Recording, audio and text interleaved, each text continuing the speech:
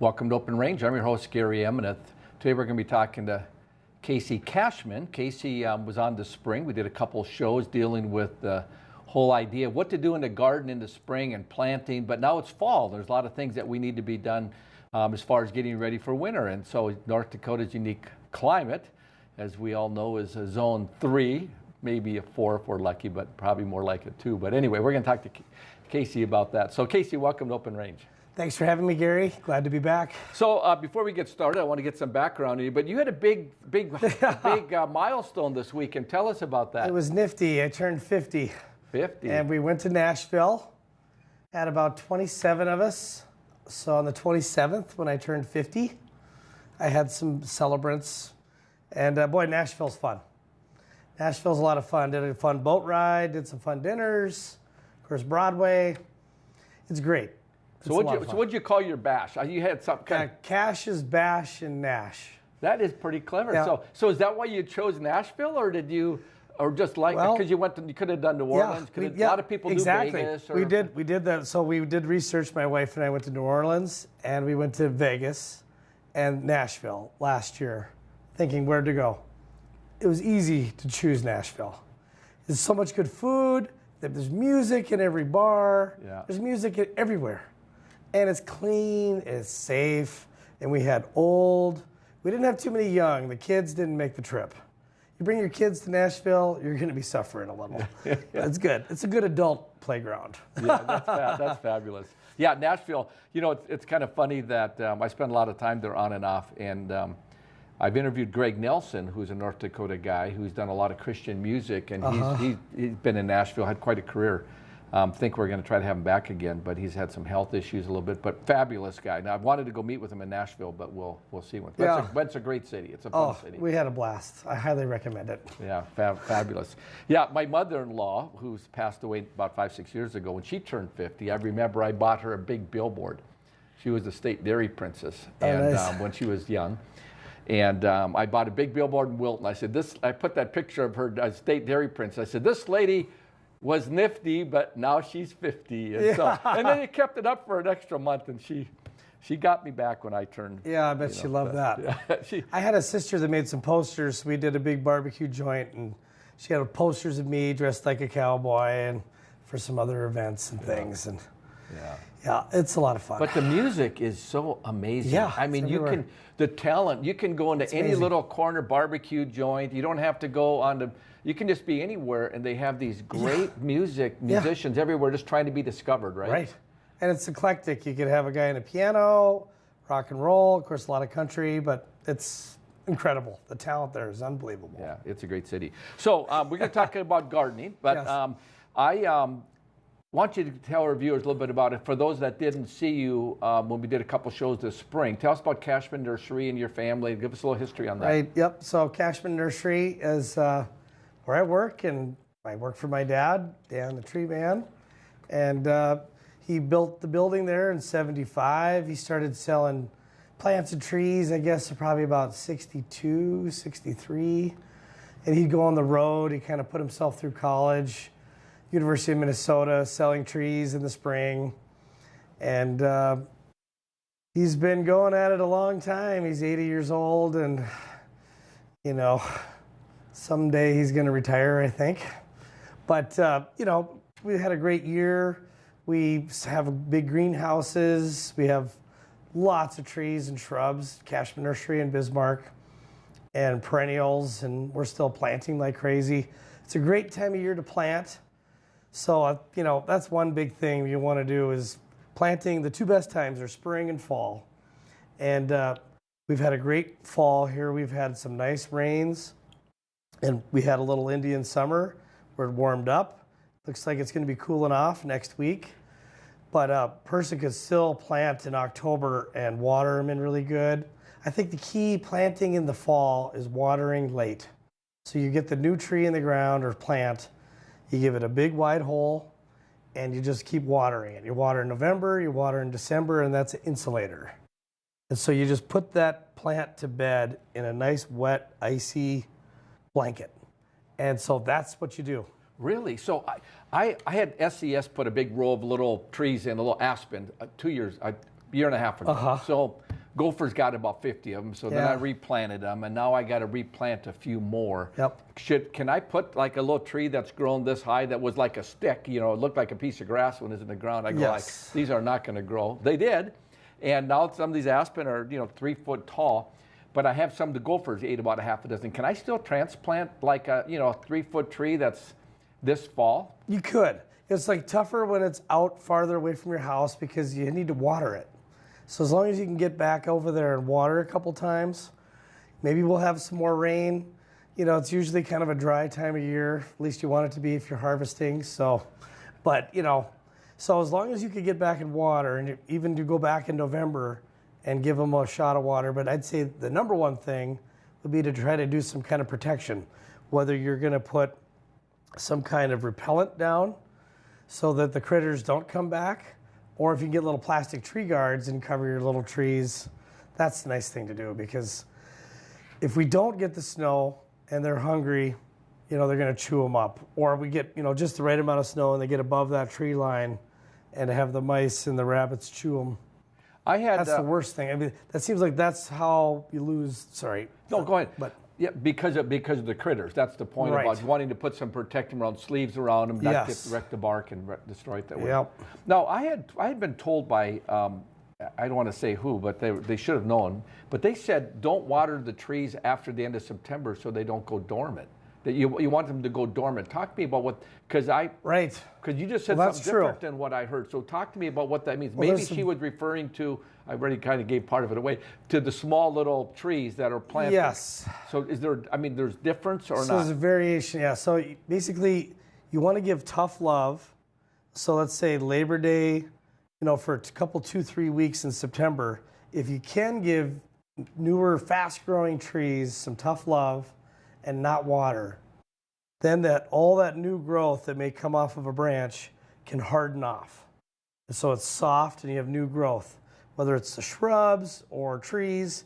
By giving it some tough love and not watering in September, you allow that new growth to harden off. Then, end of the month, when we get closer to freezing and had some hard freezes, then you give it the water and you insulate the roots. But so like with maples especially, maples can grow 4 or 5 feet a year, or like the new elm trees, and they'll be very soft. And so that's where we want to curtail the watering, let that new growth harden off, and then water in October, water in November to help protect the roots. I see. So so if someone's out there getting ready for winter, and we're kind of, we'll stay with trees this segment. No, I had gotten from you guys this spring some bare root, and they all did pretty good. A couple of plum trees didn't bud forever, and I thought they didn't make it. And then all of a sudden, one started budding and the nice leaves on it. And then the other one had just started about 3 weeks ago. Oh. And I thought I killed it, did something wrong, but all of a sudden they kind of budded, and now they've lost their leaves. But do you treat bare root different than, you know, once you get through the summer season than you would when you a potted tree? You know, making sure you have a tree protector on it, because a lot of times the bare roots don't come with a tree protector. So the plastic tree guard's huge, especially for fruit trees. I got a feeling, Gary, that plum not leafing out all year and leafing out at the end, I don't know if she's going to come back. So come and see me this spring. I'll get you a new plum tree. Well, I wouldn't look for any guarantee. I just would have to replant it. I'm good to rebuy it because I take my own responsibility. Well, no, but you know, they should be leafing out early. Yeah.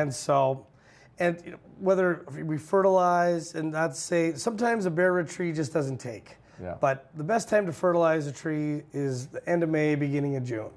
Of course, we don't want to fertilize anything now. It's like eating before you go to bed. But, you know, bare roots are just like the other trees. Same thing, watering late. Last fall, we were so dry. That's why we lost so many perennials out there, so many tender shrubs, and even trees, because we just went into the fall completely dry, had very little snow cover, and that was the culprit. This fall, we had lots of rain. In the spring, we had lots of rain, and we kind of had a dry period, I guess, between. Yep. But so this year shouldn't be so bad because of that fall rain. And so let's say I have some mature trees. What should I be thinking about? Should they get a good dose of water? I mean, how do you, because some of these trees, let's just say you're into them for 3 to 5 years and you think, oh, wow, they're really doing good. But sometimes you get that marginal tree that's a zone 4 that you go maybe, and you think I shouldn't have planted it. But then all of a sudden you're feeling good. I've made it 3 or 4 years. But how do you kind of still keep that when you move up that zone a little bit to try to get, because it seems like once they get big enough, they make it. Yes. So I think a couple good things. So that watering late for insulation, mulching in the fall, but paper tree guards. So just to kind of wrap some paper around. So if you have a zone 4 maple or some other zone 4, flowering trees that are kind of in between, getting just a paper wrap you can use. You can buy special paper wrap, or you could use newspaper and just tape it on and then put a plastic tree guard over top. Trimming and things like that, it's kind of better to let them harden off and wait till like February or April or something like that, March, for trimming trees. I like to, but in terms of that, just the paper wrap and watering late would be the main things to do. Okay, so we're going to pivot. We're going to come back and we're going to talk about shrubs and how to mulch and kind of get those ready, like rose bushes and that kind of nature, because I think those are always such challenges. So we've been talking to Casey Cashman of Cashman Nursery. I'm your host, Gary Emineth. Stay tuned. We'll be right back.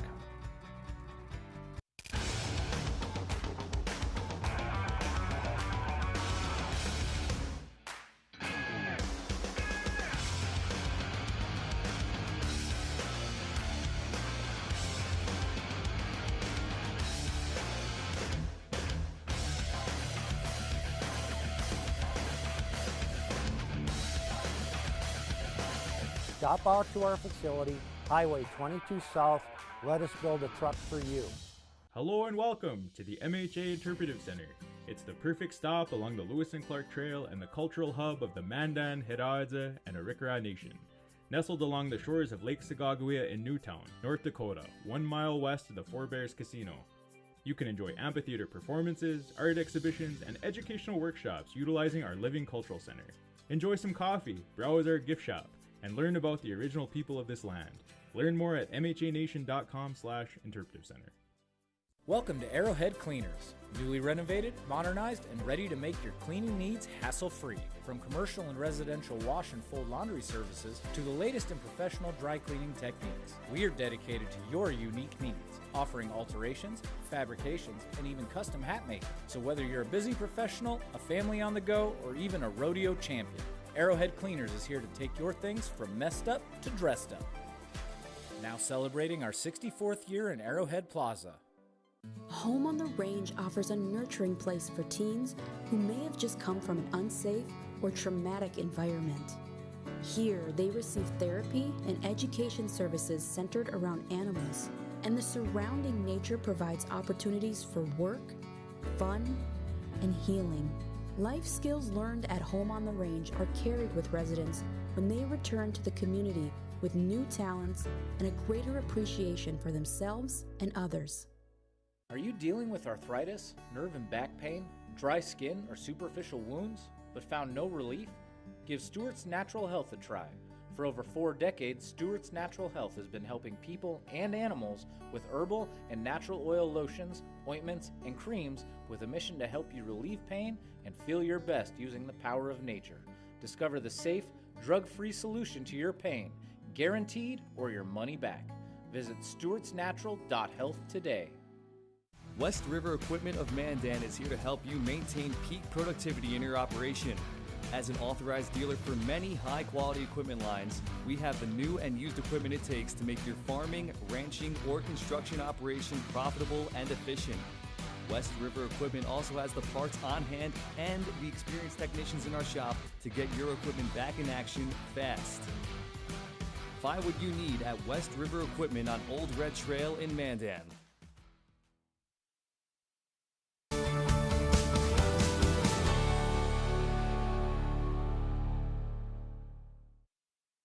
Welcome back to Open Range. We're talking to Casey Cashman of Cashman Nursery, and what to do as you get ready for winter. So Casey, we spent a little time talking about trees. I'd like to pivot a little bit and talk about bushes a little bit, because when it comes to bushes, I I struggle with getting my perennials straightened around, and maybe I don't do enough in the fall to get prepared for it. Talk to what we should be doing with just general. Maybe you want to separate roses from others, and I'll let you just take it away. So yeah, perennials, come back every year. Annuals is, just like you get your high school annual, it's new every year.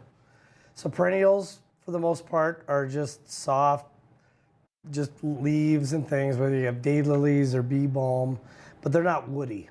So that's how you know. If it's woody, then it's a shrub, and if it's not, it's a perennial.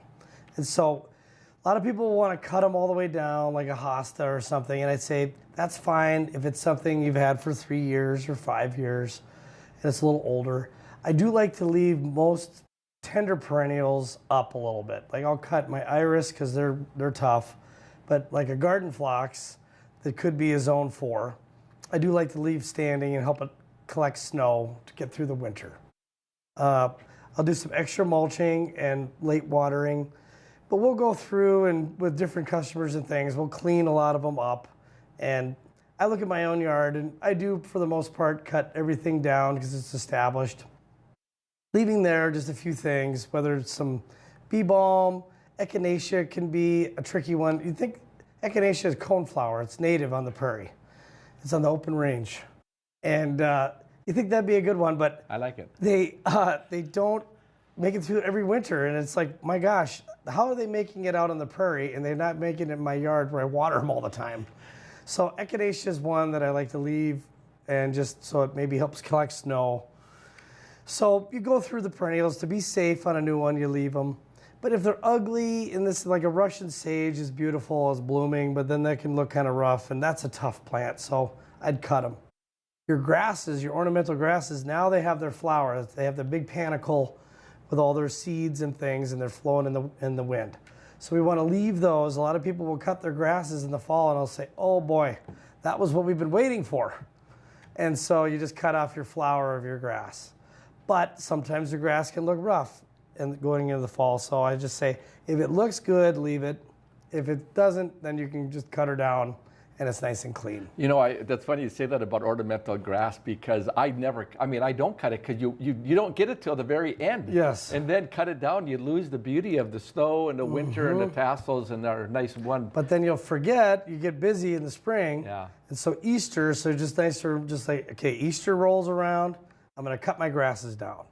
And so then if you don't, you'll have all the old brown grass from last year mixing in with your new. And so then they don't look so good. They look a little rough. Down in Phoenix a lot, they have these places where that grass kind of maybe goes a little dormant, but it expands. Like, I don't know if it's Carl Forster, but it's the tall tassel. But those things from one plant can grow like about a 4 or 5 foot diameter. Yeah. I mean, that's not typical in North Dakota, though, right? Right. There's some like ribbon grass, like the green and white grasses. They can spread, and they can be an issue. So, but your Carl Forster, which I call like the golden wheat in the fall, they end up, they'll be as wide as this water bottle when you start, and then boom, they can be 2 feet wide or 3 feet wide. So you can split them. And so whether you want to just split them in the fall when you can see them really nice, or in the spring, and it's just as simple as cutting around the whole plant, and you just divide them up. And if you have older grass or older daylily, you could make 20 out of the one grass and 20 out of a daylily. So you could see some friends and neighbors if they want to have a grass or two, or you could have a plant sale, or just spread them out in your yard and make more of a mass planting. In Nashville, I was just there if you're just tuning in, but I looked at all the mass plantings around town, and they like to do a lot of mass planting with the grasses and things like that too. And we around the Heritage Center, we have all those prairie drop seed grasses, and there's all the red bluegrass that's turning red right now. If you go up by Hawk Tree, you'll see all those grasses that are turning red. So mass plantings with your grass is great. And it's like, if you plant 3 or 4 in 5 years, you could create your own mass planting by digging up and spreading them around. Wow, I never realized you could split the grasses because, because I love grass plantings all over, and I'm on a big acreage, so I'm going to be doing that as it kind of starts getting going. Right. Now, when you start dealing with like tulips and hydrangeas and some of those perennial flowers that are talk to us about those a little bit, about Right. what you need to do for that. I'm glad you mentioned tulips. So this is bulb planting time. And so great time to plant garlic. If you want to have that garlic in your yard, I just bought some garlic from a guy at church that's been growing it, and we've done it in the past. We planted some garlic in the spring, and it didn't really turn out great. You can do a spring planting of garlic and then harvest in the fall, because we have our community garden, my wife and I. But the best time to plant the garlic is now on your bulbs, like your tulips and your narcissus and your allium and those varieties. So yeah, to plant the garlic now, it's great because you can take your material from your garden and you can kind of help the decaying tomatoes and decaying beans and whatever else you have and put it over your bulbs. So if you have a bulb patch, maybe in your garden, and a good way to cover them for the winter, or some grass clippings, as long as you don't use a weed killer. But yeah, growing garlic's great. And then you harvest in July, end of July or August, and everybody loves garlic. But hydrangeas, you'll have the dead flowers. So you could leave those dead flowers if they look good, or you can clip them off. A lot of hydrangeas will start over. There's two different kinds of hydrangeas. The newer ones that are pink and blue, those will get flowers off of new growth and old growth. Versus your white ones that are hardy and live, the Annabelle. There's a brand new white one called Flowerful, and it's a hydrangea arborescens, and the new ones are the panicle types. But so the arborescens are the hardy ones, and so this Flowerful is supposed to give you 3 to 4 times as many blooms. And so I have one, and mine's just loaded. It's just 2 years old, Flowerful. So, but those will start over every year. So those you could clip back. But your panicle types you could leave, and that'd be your pinks, your vanilla, strawberry, the hydrangea trees will give you flowers from this year and last year's growth. But a lot of times you'll trim them up and get rid of those dead blossoms and just get them looking good. Do hydrangeas need, I mean, they get these big blossoms. Do they need to be up against the house in more protected areas to get through the winter? I mean, a lot of times people do it because they like the look, I assume, around the house. I mean, you're a landscaper, so. But Don't not necessarily. But, you know, I think the hydrangea trees are better suited. If you put them in an island away from the house, or you're in a farmstead and they're kind of out, they're really not good when they're open to all of the elements. So getting a microclimate next to the house definitely helps. But there's some really hardy hydrangeas. The white ones for sure could be planted pretty much anywhere. You know, it's like you want them close because they want a lot of water. Hydrangea, hydro, it's a plant that really just constantly wants water. Another one would be like 9-bark. 9-bark and hydrangea are like indicator plants in your yard. They'll droop a little bit and they'll tell you they're thirsty. And it means everybody's thirsty, but they just tell you. So that's the one good thing of having a hydrangea close. If you have a sprinkler system and it's getting watered, or, you know, it's 4 or 5 years old, then they're not so needy and not so reliant on constant watering. You know, I think my hydrangea problem is probably I don't water them enough because of what you're saying. My brother taught me about watering trees, and so I've had great success with trees the last couple of years out in the country. But he told me how often to water it, and I would wait way too long. I pretty much killed them because I never water. But hydrangeas, you're right, is they do droop, and then you can bring them back.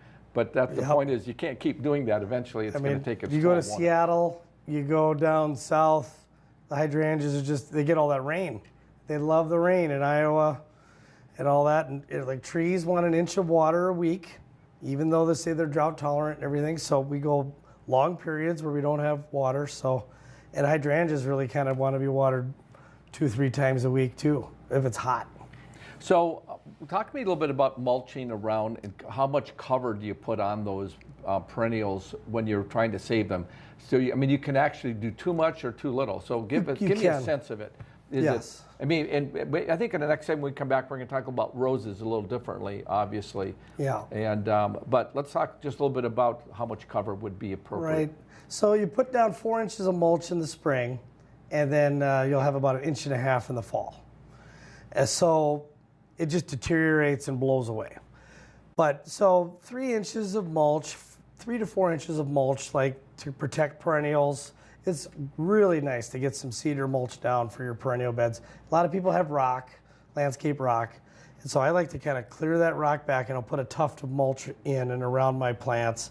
You know, if the rock's in there pretty good, they warm up and they can help protect the plants in the winter. But new plantings, even in rock beds, I do like to do a little tuft of mulch for each one. Locks the moisture in, keeps the weeds out. But yeah, if you have too much mulch, like so you'd mulch like a strawberry patch. A lot of people lost their strawberry patches last year because we were dry and no cover. And even though they're pretty hardy, they can freeze out. So straw is a nice thing for your strawberry patch. And of course you're cleaning it out, you're constantly getting rid of the old strawberry plants, that growth, and you get the new growth on the new stuff. So, but mulching in the garden, you know, for things like that, raspberries are really resilient, and other fruiting plants and shrubs, just mulch in general is just, I mean, we were 43 below zero for 4 or 5 days last February, and it could definitely happen again. Yeah. So when, just give me about the 30-second on raspberries. I got a big raspberry patch, and I just started it from 16 little plants. I got this massive garden. What should I do with those? So yeah, so I did the same thing. I planted like 4 or 5, and now I have 200 stalks at least. Yeah. And so we've tried it different ways, but I've cut them down about waist high, and I've gone in and looked at some really old canes, and I've taken the old canes out, and they get hard. So like a hard, long-handled loppers, and to take out some of the old dead canes. I always go through in the spring and see who died and just get all that stuff cleaned up. Having some supports for them can be nice, and so if you do like fence posts and you run some rope or some, you know, tight line to keep them from flopping over so much can be good if you have a floppy area. You do that earlier in the spring. But I would say if you cut them down about halfway, all right, it's just to get them under control, and you still get a lot of fruit. Okay, we're going to go to the break. We've been talking to Casey Cashman of Cashman Nursery. I'm your host, Gary Emineth. Stay tuned. We'll be right back. Base Flug Trailers of Dickinson is a family-owned dealer with expert staff that know their products front to back. We stock over 150 units of all types and can custom order a trailer with the unique features and capabilities you require for brands you can trust. Our experienced service team is the reason we're also the best place to have your trailer customized or repaired. Count on Base Flug Trailers of Dickinson to keep you hauling. Are you looking for something special or one of a kind? At Bassett Motors, we can help you find exactly what you want. Come on in and experience how small-town hospitality and personal service can make car buying a pleasure. We know interest rates are important to you. We have multiple lenders to negotiate your lowest payment. Visit us on Highway 281 in Carrington, North Dakota, and online at BassettMotors.com. Bassett Motors, where our customers send their friends.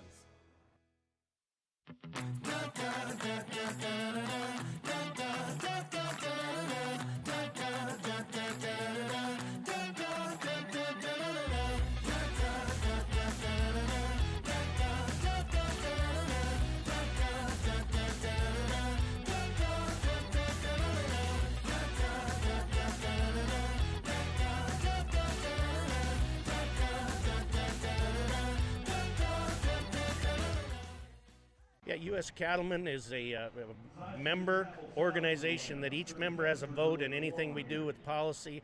We're representing the independent cattleman or the cow-calf guy or an independent feeder or whatever. We like to support the independent producer. We're talking about mandatory ID, we're talking about cool, we're talking about all the legislation that's going to be coming down with the new administration. There's going to be lots of moving and shaking, so always check us out at our website, uscattleman.org.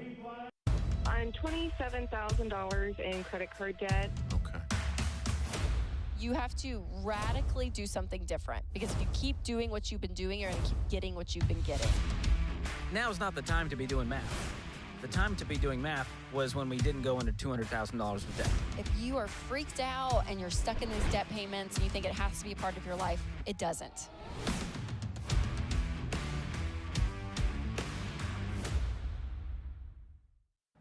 We're the ladies of Another View. Join us at 9 a.m. weekday mornings.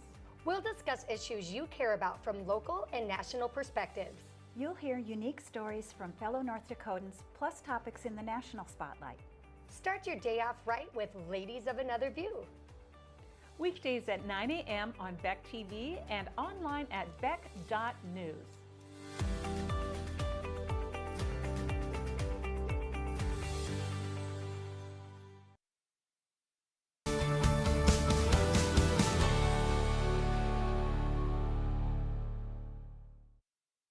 Welcome back to Open Range. I'm your host, Gary Emineth, talking to Casey Cashman of Cashman Nursery. We've been talking a lot about bulbs and perennials and trees, but I'd like to pivot a little bit before we talk about grasses and kind of get our head around your yard and getting that in place. Talk about rose bushes a little bit. Right, yeah, so hardy roses, you know, when they have to say they're hardy, then we know we have an issue. Like there's hardy mums, and a lot of people are planting mums. We got a lot of mums in this year, Cashman Nursery, and if you get, there's a lot of the big flowering mums, just as a side note, when you go into some of the grocery stores and things, they're like, oh, that's nice. That's for your flower pots, and those really aren't hardy. But there is a good hardy mum that you can plant, just like the hardy rose bush. And the hardy mum will bloom in the spring and the fall. And so the roses, I just love roses. I have lots of roses, and I was watering my roses last night coming back from Nashville. They looked a little thirsty, because we've had this great weather, thank goodness. But, you know, I clip them back a little bit. I like to leave them standing for the most part to help collect the snow. But I do want to get them under control, so I'll take off about 1/3 to 1/4 of the plant. I definitely try to mulch my roses. So whether it's my grass clippings, if I haven't used any weed killer in my lawn, then I'll use some grass clippings, or I'll just get a bag of cedar mulch. I love cedar mulch. It's just lasts, and it smells good, and it looks good. But, you know, they're in my rock beds, so it's a little bit of a pain. So I try to clear my rock back so it's not such a mess. You can do the cones. There's some other ways. If you have a hybrid tea, you know, people will dig them up and set them, tip them, or you completely bury them in dirt for your hybrid teas. And there's a lot of people that do have hybrid teas still. A lot of people have gotten away from them because there's a high mortality rate. But for your hardy ones, you just want to basically mulch them, and then again, water late. You water in November, you water in December, and that's ice insulator for the winter. So you can water that late? I mean, December. My problem with it is I got my hoses all put away, so so you really so have just to a bucket of water. Take a bucket of water. It just takes a little bit. You know, it's like a good reminder is, say, the in-laws come over for Thanksgiving. You say, I'll be out until Christmas. No, that's the Clark Griswold. But, you know, but so I generally tell people during the Lions game on Thanksgiving, go out and water your trees. But now the Lions are good, so now I tell them during the Cowboys game. That's a great line, because that is so true. Because I'm like every year, but at least I enjoy watching the Lions. We could talk a little football too. We talked about the Vikings, but we won't go there. Yeah. So roses, you guys have really a good rose crop in the spring. I was going to buy a bunch. I came out and I chickened out because it wasn't ready in my mind to figure out where I was going to put a nice rose garden. Right. Can I still put roses in this fall for next spring? You can. Or is that, am I going to winter kill them? It's trickier to plant roses now. Okay, I'll tell you this. The Cashman Nursery, not to do an ad, but they're half price right now. So I think we had a special deal on roses going for half price. And so you're not much in on it. And I think as long as you know that you need to mulch them, and then if you water in November and water in December, all fall plantings, I love planting in the fall, but I tell all my guys, all my landscapers, we're going to give them extra wide holes. So if it's a plant that's this big, I want to go 3 or 4 times as wide with my hole. And then I can really kind of fill it up and really water it in. There's have no air pockets. Still give the chance for those roots to push, but then I can really water a lot, mulch, and just have it insulated and good to go. If the hole's really small, especially for a fall planting, it freezes and it just constricts it, and they just don't seem to make it. So I think to plant it correctly, you can have some good success. And how deep should I go with my rose? So I buy a rose bush pot from you. How deep? The pot's this big. How deep do I make the hole? Right. So everything you plant your whole life, you want to have the dirt level and the roots right on the surface. And so you think, I'm going to love this plant and I'm going to plant it deep, but you're actually killing it and you're hurting it because the roots need oxygen. The roots take in O2. And so everything except for tomato plants, and tomatoes you can go extra deep because they'll root on the vine, but everything you want to plant high. If you plant an evergreen too deep, it's going to cling to life and it might not make it. If you've had a tree in your yard for 10 years and it hasn't grown, it's still alive, and say it's an oak and it's getting girthier and girthier, but it just hasn't taken off. It was planted too deep. And so you can still scrape some dirt away from the tree all these years later, and you can just watch it grow. So it's incredible, but a tree wants to be planted high. So you just kind of find that first flare root, whether it's a rose bush or a tree, and plant it high. And if you don't want it to die, you plant it high. Wow, interesting. And there's another rhyme. That's another mistake I've made. So maybe you should have been doing all my planting for me. I'm learning some things here. I spent a lot of time buying some things 2, 3, 4 times. So, right. So let's pivot to the yard now a little bit, because we got grass that it's still green. I mean, it's like it's like June right now in my yard. So right. Talk to me what I need to be thinking so about. You can still get a winterizing fertilizer down. It's nice to have fertilizer down for the lawn. So I was talking in the spring that it's the best time to fertilize early June, late May, so we can maximize food production through photosynthesis. Second biggest photosynthesis month for grass and reseeding is September.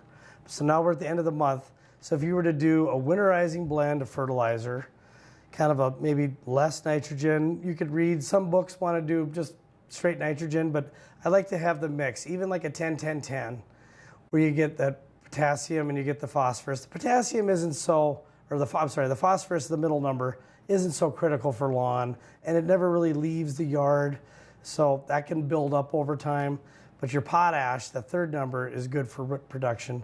And then, of course, you get sulfur and iron in a lot of blends, and we want to have that to lower the pH, and then you get a special green from iron. So I love to get iron down, whether it's liquid or granular, in my lawn, and you get a special green. You get like Ireland green. So if you wanted to be special and different in your neighborhood, get an iron mix down in your lawn. But fertilizing now really gives you that new food and nutrients and everything for root production and help get through the winter, and it's there in the spring. So give me a Cashman Nursery pitch. I mean, I'm going to stop in and get fertilizer. What do you have them in? And in other words, I got one that sprays out pretty good. And do you fertilize the same throw on it? And what brands do you sell and recommend? Yeah, we have different kind of blends we get local, and so maybe like a 25, 5, 10. Or something like that, or 25, 10, 10. We used to be one, but then we'll have the next numbers are sulfur and iron. So in the spring we had more. I'm not 100% sure what we have for fertilizer now, but I like a 25, 10, 10, 5, 5, or 5, 8. And so then that has that sulfur and that iron. And so if you see 5 numbers, that's usually for a lawn fertilizer. That's what you're going to get. But even if it was like a 20-00 and you just have that nitrogen there for the spring, that's really what a lawn needs. That third number is nice for root production, but also mowing. So a lot of times you want to leave your Kentucky bluegrass 3 inches, 3.5 inches during the summer, a little longer. I see most people have it shorter than that, but in the fall you want to have it closer to 2 inches. You don't want to have it too long and you don't have it too short. It's tricky mowing if you mow too late and we've already had a hard frost. Can actually really hurt your lawn on a cellular level because it's already kind of set up and you're like chopping it and it's bad. So if you had a really hard freeze, maybe it warms up, you can still mow it if you hadn't gotten it done. But my lawn got a little long for my trip to Nashville, so now I probably need a double mow and get it under control. The only time I bag is in the spring and in the fall. And although I'll bag before parties and I don't want the kids in the grass getting everywhere. So I'll bag it this time of year, and I'll get it down. You don't want mold, but you do want some protection. So if you're leaving it longer, you have fungus diseases and other problems. Cutting it too short, you're open for more winter kill. If it's a younger lawn, I like to leave it a little longer. And just if I get disease, so be it, but I want to have a little extra protection. If it's a new lawn, 3 or 4 years old. So when you got North Dakotans love to mow grass. I mean, you go by these farmsteads, of course, I'm one of them, but they mow 10 acres or 5 acres. I mean, obviously you don't care for that the same way. You don't mow it the same way, but how do you, because some of it's almost prairie grass that kind of came through its own organic process or natural process, if you will. A lot of that's crested wheatgrass. Brome, like brome is so heavy and thick. So yeah, a lot of times, you know, you'll leave that longer just because. And they can still get disease, but it's not like it's getting watered. You know, it's whether it rains or whether it doesn't rain. So yeah, to leave, you know, crested wheatgrass a little longer, it's naturally putting to seed. So if you were to skip some mowings in the fall, for if you have 5 acres you mow, you know, if you let it get a little longer, it's putting to seed. And so lawns seed themselves in September and in May or in June. And so end of May usually, so they'll really push the seeds and stuff. So to let it put to seed and you thatch it and have that seed down can be a good thing. The old timers that have the great lawns, and I'll ask them all the time, what do you do? They're constantly overseeding. These guys are overseeding. And so they'll take their garden weasels or they'll rough up the yard or you'll get it aerated because it has to have a seed to dirt contact. But to kind of rough it up and overseed a couple times during the year, so like June 15th to August 15th is not the zone. But before then and after then is a great time to overseed. So to put some seed down, so now we're at the end of September, we don't want to overseed right now. We want to let it dormant seed. So I would wait 10 days, 2 weeks, and then I would cast my seed out in the yard if I did a late aeration especially, but even to have it where it's a little thinner and you're casting it out so it germinates in the spring. Interesting. Yep. So I got some weed patches I have to try to get under control, and is that okay this time? So this time, so I do too, and so great time to spray weeds if we still have some time before a frost because the roots are pushing, and so your dandelions and all these nuisance weeds, you know, just a spot spray, it's the best time. And so I've been meaning to get my yard done. That's what I got to get done then. So we're going to go to break. We come back. I got a few more questions for like hollyhocks and some of my crazy trees. So we've been talking to plants, I mean, not trees. Yeah. We've been talking to Casey Cashman, Cashman Nursery. Stay tuned. We'll be right back. Hey y'all, it's Trent on the loose. I want to tell you, Lady Blue and I, we got a lot of miles together, but you know what? You and I got a lot of miles together as well. And all I want to do is bring to you the information on how we maintain a domestic supply of food and fuel for future generations. So I'm going to continue to travel the world and unearth the stories that make it possible that we can live in a free United States of America.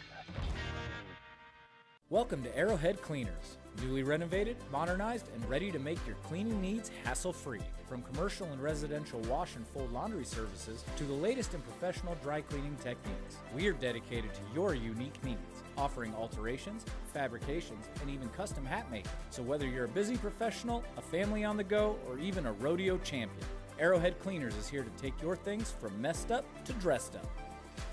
Now celebrating our 64th year in Arrowhead Plaza.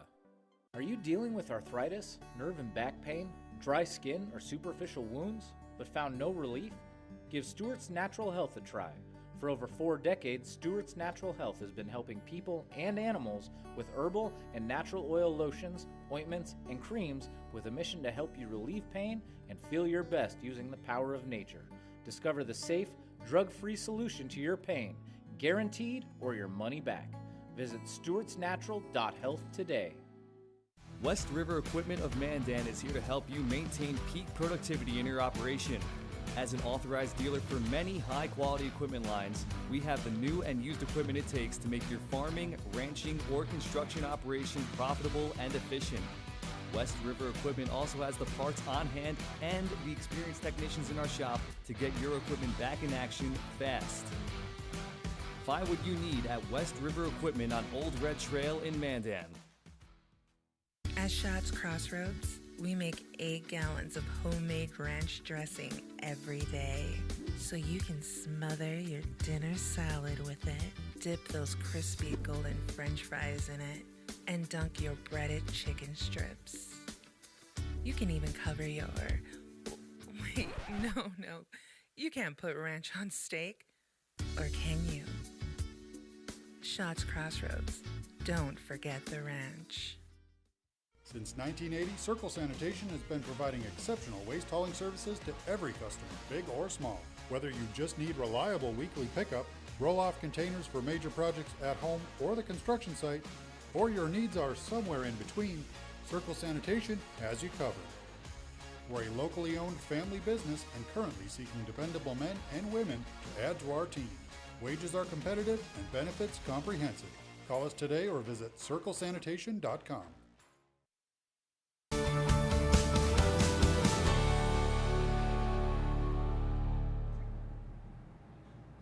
Welcome back to Open Range. I'm your host, Gary Emineth, talking to Casey Cashman, Cashman Nursery. So before the break, I actually called my hollyhock trees, but they can grow like a tree. Yeah. But some of those plants like that and harvesting seeds to get into the next year, I mean, a lot of people that have hollyhocks, it seems like they just kind of reseed themselves because they're right in the, I don't know, but mine's kind of in grass and stuff. What are some of those things for harvesting seeds and getting ready for next year that we can begin to be thinking about? Yep, that's right. So yeah, it's in the garden, you know, there's, of course, the garden's pretty much over for a lot of people, but to collect your seeds, whether it's your cucumber seeds right out of your cucumbers, tomatoes right out of your tomato, the tomato seeds right from your tomatoes.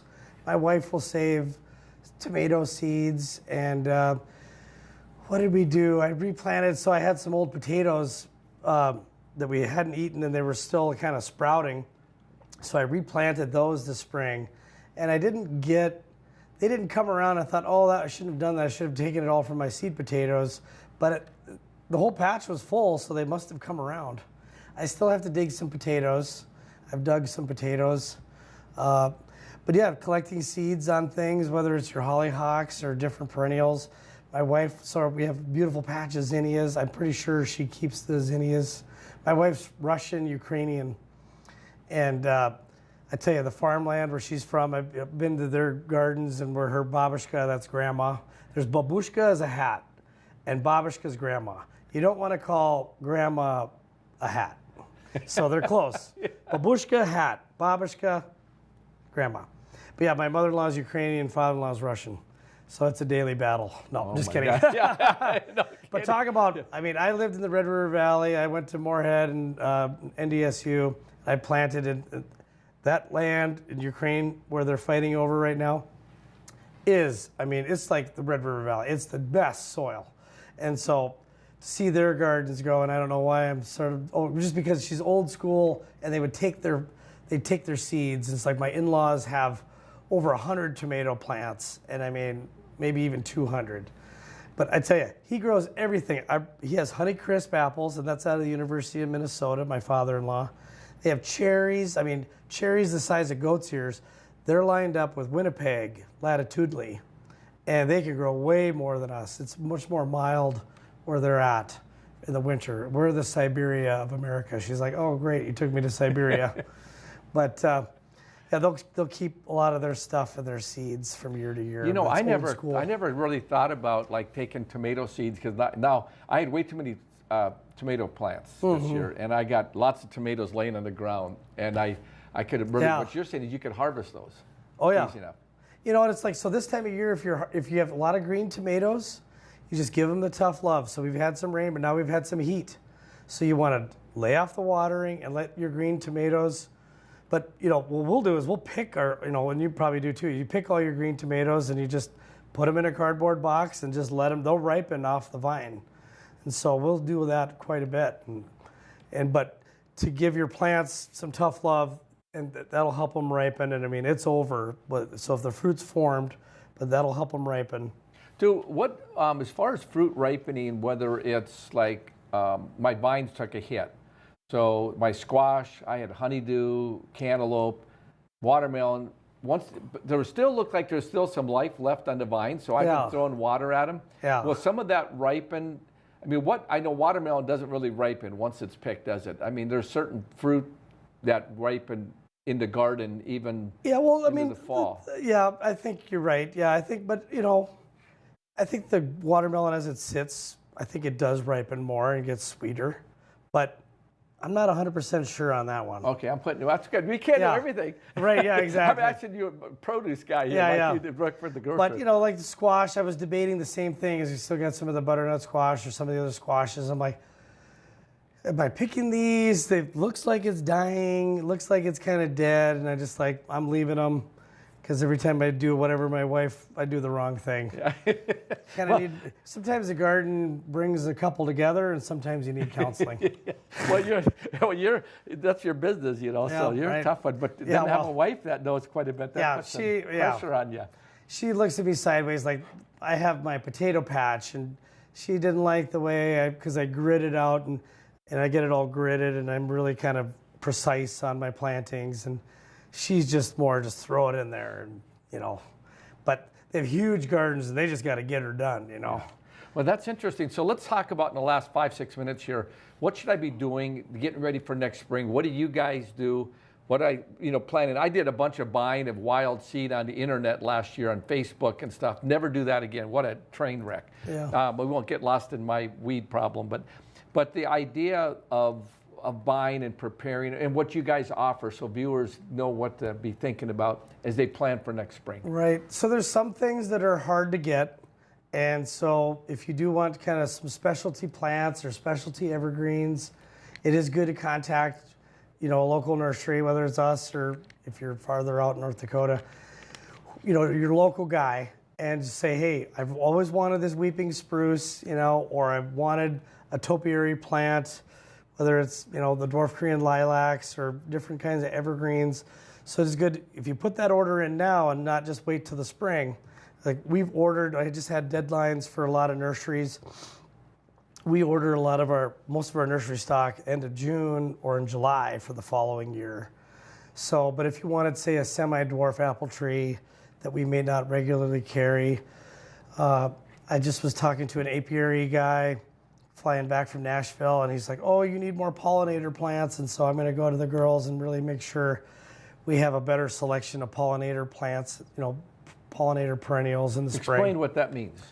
Things that bloom that the butterflies like and the bees like, especially the bees. I think a lot of people want to help the bees and help them do their thing. But the people want to attract the butterflies. And of course, we just had the monarchs. It's crazy how many monarchs we had late. I hope they're going to make it back south. Yeah. Because I'm a little worried. Like you seeing all these monarchs last week, I'm like, they gotta head south. But they like the bee balm. They like the sage, any of the sage plants, the allium, the kind of the late bloomers. But there's so many different varieties, and you'll see them on the prairie, whether it's the echinacea and the different flowers. You want to have things that bloom different times of year. So if you have a pollinator garden, you want to have things early, mid, and late. And so it's nice to kind of plan that out. We can help you do that. And so when you talked about how you grid out your potatoes, your wife, I have a big garden. It's about a half a football field, and I just threw stuff in, and it grew. But I threw a lot of water at it. But to kind of lay out a garden and kind of grid that out, I got friends that do it that way. Right. And that's what you do over the winter. That's when you start planning and figuring out how much. And you're constantly rotating, which is obvious. And people will do the three sisters, the beans and the corn and the squash. I forget what the three sisters are again. I don't even know what that. I never heard that. That's the native tradition, because the beans put the nitrogen back in the ground. So you just kind of circulate the three sisters together. And now they're going to give me a hard time because I don't know. But I know beans are one of them, and I think it's corn. And well, squash. One thing about it, Google will tell me real quick. Right, so I just got to remember three sisters, not three brothers. So in terms of, and so we always are rotating our crops around, and just so we don't have the same thing. Although, like, when you have your tubers, like your onions and your potatoes, that's one that wants more of that potash, that third number. So like a 0060, that fertilizer specifically for potatoes and onions and stuff.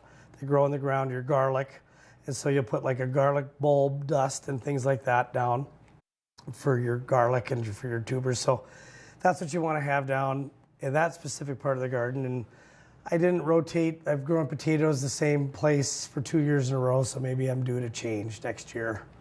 What about, I did sweet potatoes this year. Oh, they're tough. They really came out nice. Oh, good. Yeah, they're Bergies. I ended up getting them. The guys in Over in the strip. Faulkner's. So I've got my sweet potatoes from Faulkner's, and the Faulkner's do a great job, and I mean, they're really into their plants really too. Growing. I mean, they've done it really growing their business. So, but my sweet potatoes have turned out really nice, but I never put enough in. Yeah. I put them in, I go, oh man, I should have put in about 40 mounds, and I put in like 20 maybe. For me, sweet potatoes really good on paper, and then I'm like, I really don't like sweet potatoes, but it's the healthy choice, right? I love them. Supposed to be, my problem is I can eat potatoes like every meal, but even my wife says, I guess you put enough butter on it. That's the problem. Between the butter and the sour cream, it's all the stuff that goes with it. Yeah, I don't think butter's the problem. Yeah, I don't think butter's the problem. I love butter. Yeah, the volume is the volume of all the calories. So we got about 1 or 2 minutes here. Give me just 1 minute of what I need to deal with right now. Kind of give me a summary again. What I need to do. I'm going into fall. Right, going into fall. So leaving your lawn 2 inches to 2.5 inches going in, you do your final bagging. Great time to overseed, great time to fertilize your lawn. You don't fertilize trees, you don't fertilize your plants. We want to mulch the plants. We talked about giving things some tough love that are growing fast, like maples and stuff, meaning you don't water much in September, let that new growth harden off, and then give everybody a good drink in November and December. I've been preaching it because we were so dry last fall. We've had the rain and maybe we're okay. We're probably due for a lot of snow, but that late watering for your perennials and for your trees insulates. And so you do mulch and water, and that water and ice is an insulator to get you through the winter. So I have a big row of irises. To water those late? Yep. But iris, they're tough. We can have a nuclear war, they're going to make it. Yeah, irises. The irises and the rhubarb. Yep. I mean, that's the apocalypse plants. Yeah. Yeah, that's the problem. You need a lot of sugar then, so I gotta have some fruit to go with my rhubarb. Right. But I'm a rhubarb pie guy. So, well, I appreciate you coming on, Casey. We'll have you back in the spring and help us get set up in the spring again. And I may have to get down and do a little shopping before this fall. I don't know if I'm going to work that hard, but I might. Yep. Well, we have a big sale at Cashman Nursery, so come on out. And roses and what else? Well, everything's on sale. Evergreens, 30% off. Wow. Yeah, a lot of stuff. And I can still plant. I just got to get a lot of late water. Yep. All right. We're still laying sod. All right. So we've been talking to, thank you for joining us today. So we've been talking to Casey Cashman, Cashman Nursery. Get that work done this fall and get that water on. So we've been talking to Casey Cashman. I'm your host, Gary Emineth. Thanks for watching.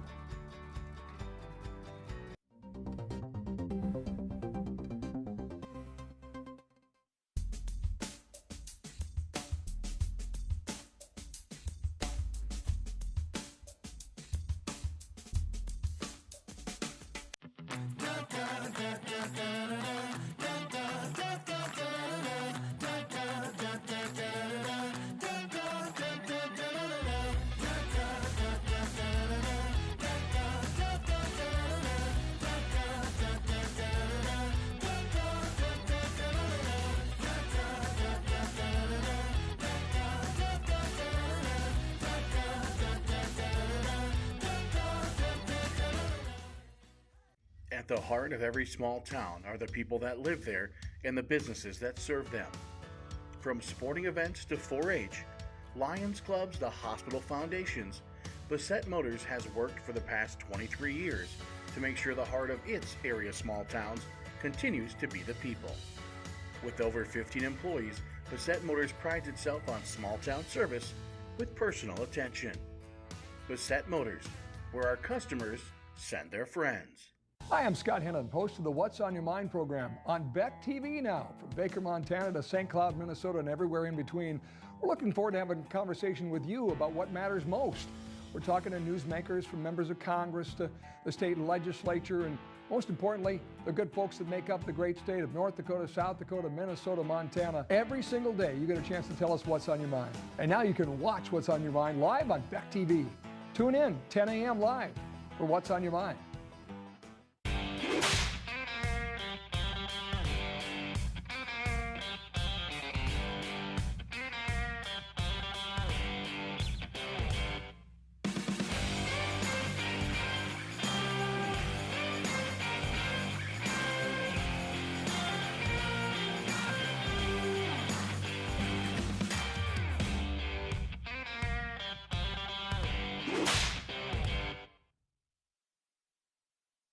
Hey y'all, it's Trent on the loose. Join me on the trip and unearth the stories on how we maintain a domestic supply of food and fuel for future generations of American citizens like our forefathers did.